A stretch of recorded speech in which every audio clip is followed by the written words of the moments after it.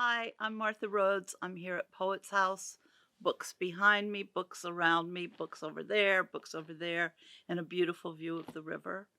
I'm here today to talk a little bit about Poet's House and my relationship to Poet's House, what I do, and to read you a couple of poems. I'm going to start with a poem from the collection here. It's a poem by the wonderful Nathan McClain. It's from his debut collection called Scale. And it's just a terrific poem, and I thought I would read it. And it is called Fire Destroys Beloved Chicago Bakery. How is it that you misread fire as father, your father, come back from the dead, to sweep like hard wind through the building, to smash with a Louisville slugger every pastry with which you'd packed your sweet little mouth, then flick a lit match into the trash bin? The entire building will have to be demolished because the father took hours finally to be put out. It was a stubborn father, your father, who once outside a grocery store warned you against asking for anything inside, so you have learned to keep your appetite a secret.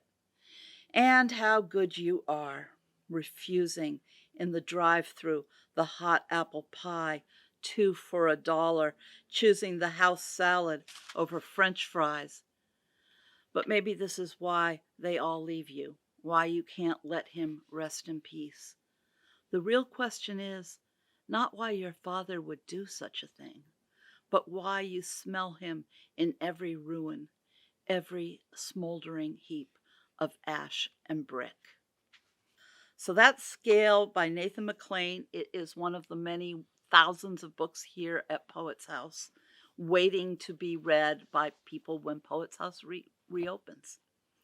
I'm going to read a poem of mine from a collection in progress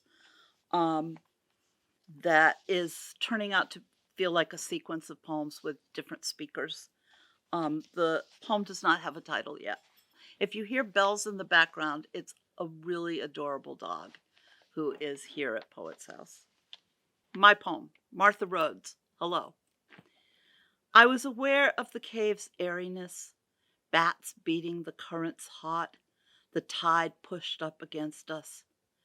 Fish bombarded my knees and thighs, no shelf for me to lift up to, every kind of fish imaginable. You know my aversion to them, worse, my terror.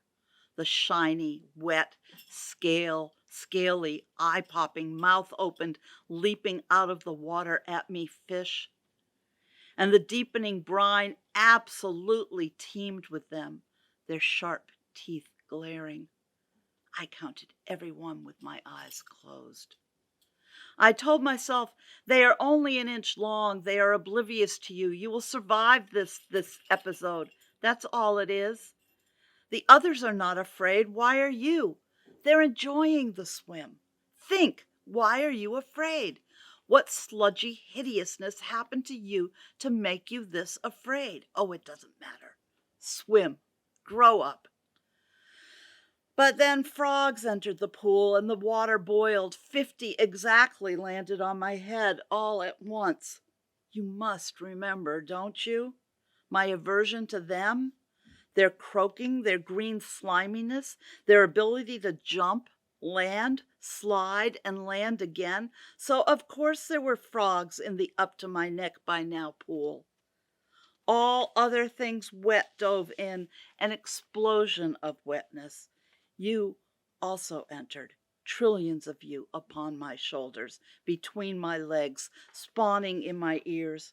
How bear this one more second, knowing it was only the beginning of the pool's beginning, and me in it.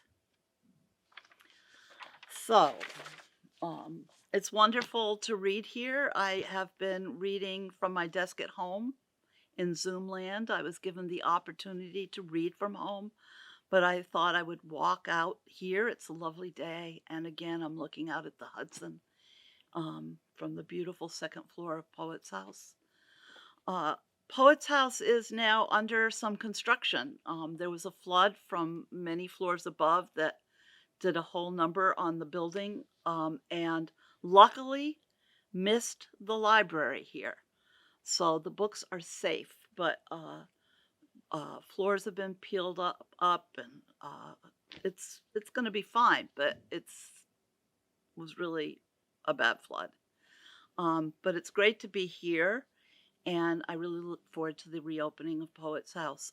I've been going to Poet's House for a long time, since it was on Spring Street, and used to go to events there and hold events for an organization which I am one of the founders of, and the publisher of Four Way Books, which is a literary press located just a few blocks from Poet's House. This is such a vital, vital organization.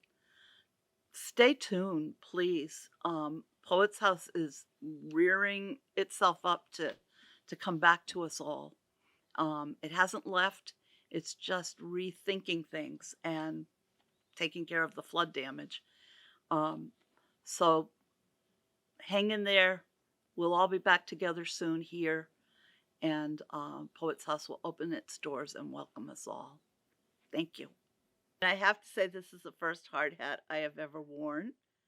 I like it. It's very comfortable. I think this with my mask, with my really cool Kimberly Clark large pouch, ridiculous looking mask, makes a really good look that I am going to, cultivate.